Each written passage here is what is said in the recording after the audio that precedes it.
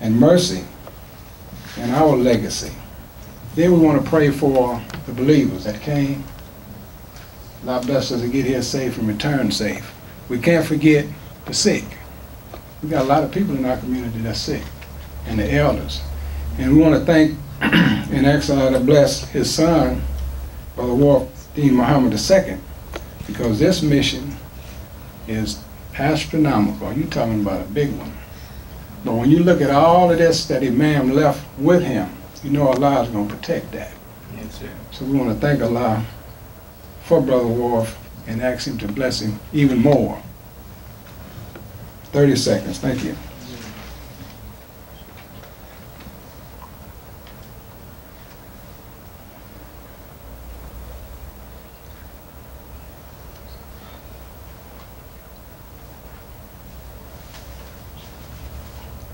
I mean, one of the handouts was a September month to honor Imam W.D. Muhammad. This was presented to Mosque and approved. So every September, we want to take some time and get this message out.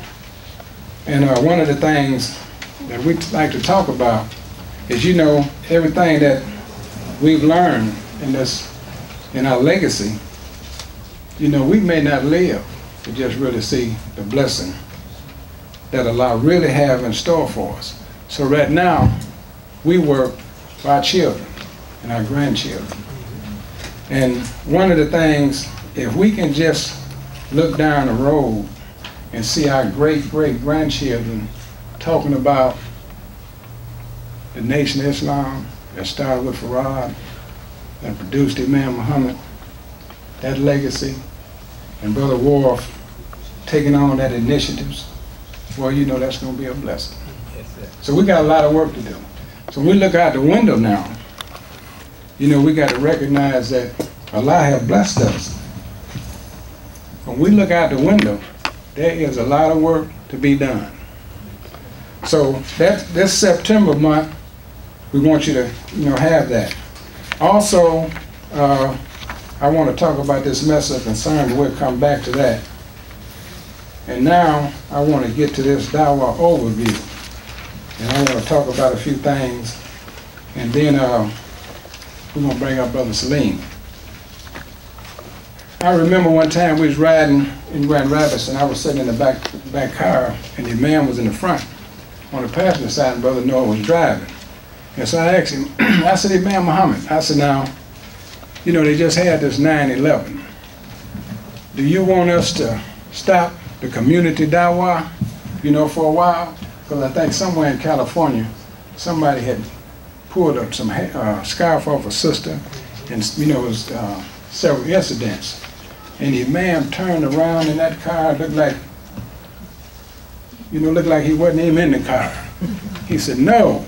He said, Brother Norman, he said, we need you out there. Come out to Dawah. He said, because all they're hearing now is something negative.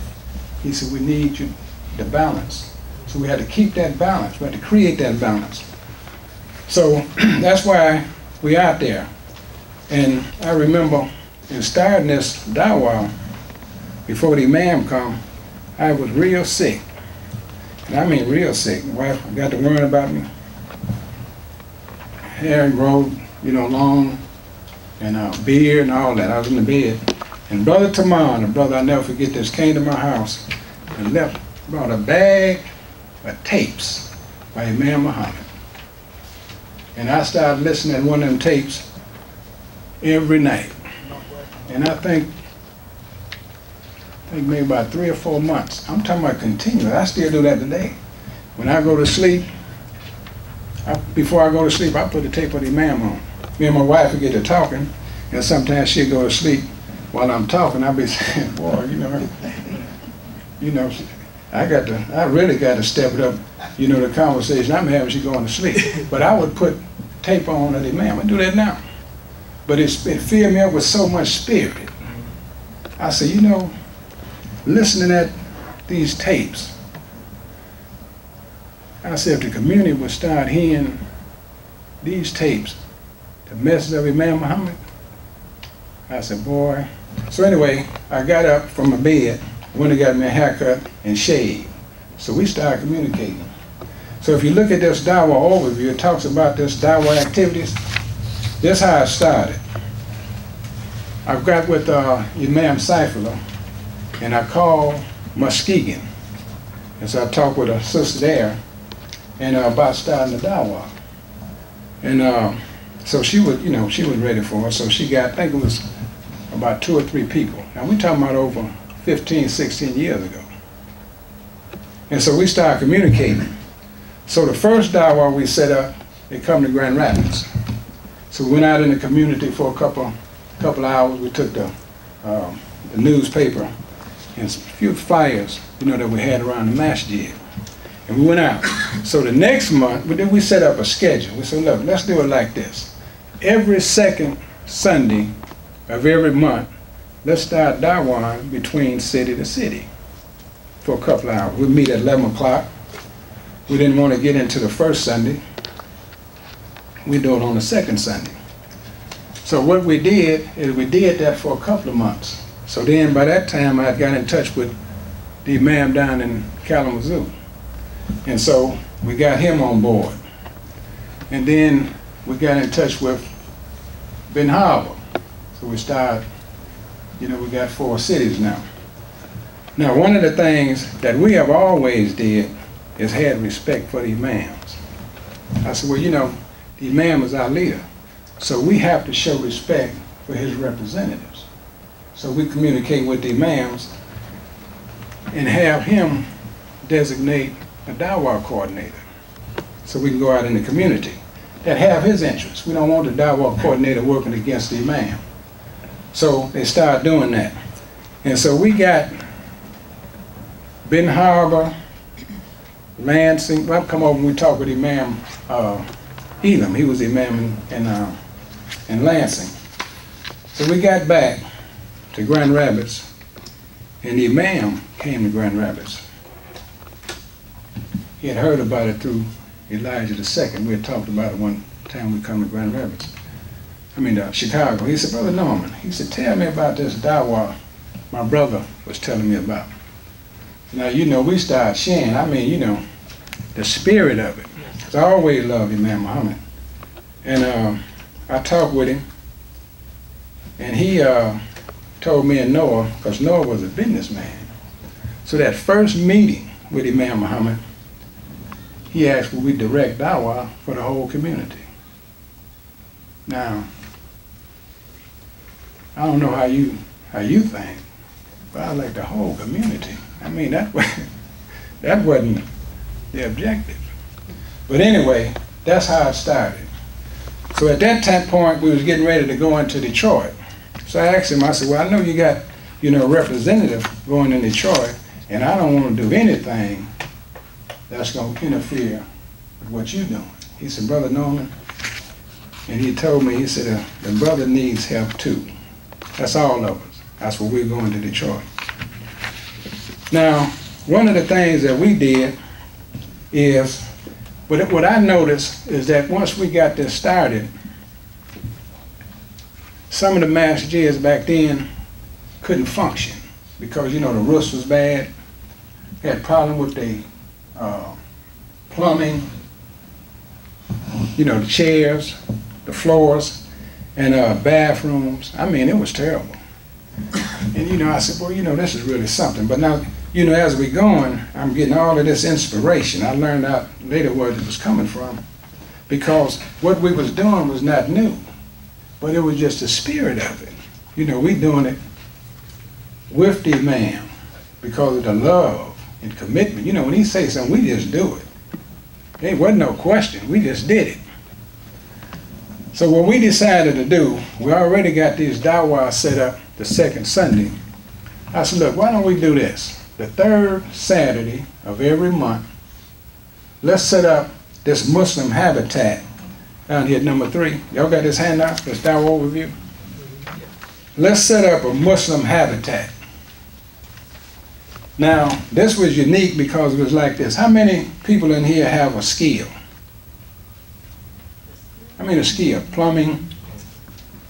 I mean a real skill. Huh? We asked that question in Grand Rapids. I think we had about 3. We had a carpenter, plumber, and a roofer. So every masjid we went to, we had the imam do the same thing, poll the masjid. And we set up a list of all the roofers in Michigan, all of the plumbers, all of the carpenters, carpet layers, all that. We had a list of every Muslim in our association all over the state who, I mean, this is volunteer, would volunteer to work 3 to 4 hours a month, free of charge, in these cities to help get these masjids up and running. Now, what we asked the masjid to do was just get the materials, and we'd do the work free. Now, I'm a painter and love to work. I ain't never been lazy, never. So we started doing that. We went to Kalamazoo first, and I mean, it was terrible. We worked there for about 2 or 3 months. And I mean, the plumbing, all of that. Brothers would come in, the plumbers, the carpenters, I mean, all over the state. And they come down there, and that brother got the materials, and we got it up and running. I think inside of a year and a half, Brother Ward, we had every masjid in the state up and running. Volunteer. You just get the materials, we do the work free. So, now that's just for the masjids. Now, there was a sister in Detroit whose husband had been in the hospital, I think about 2 years, and couldn't come home because they needed a ramp on her house. So the brother called me and was telling me about it. So I called the Dawah coordinator, and he went to the sister's house. And they got, communicated with her. She got all of the wood, and them brothers went over to her house and put that ramp on her house. And her husband came home, and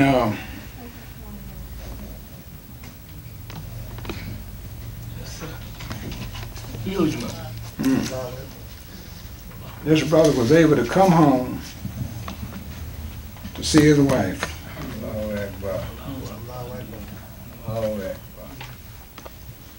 And I think about a month later he passed.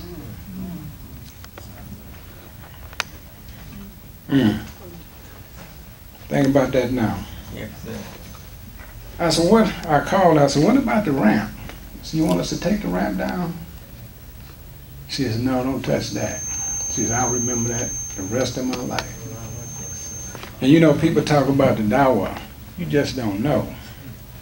I mean, we get into all phases of helping, free of charge. We don't even want no recognition.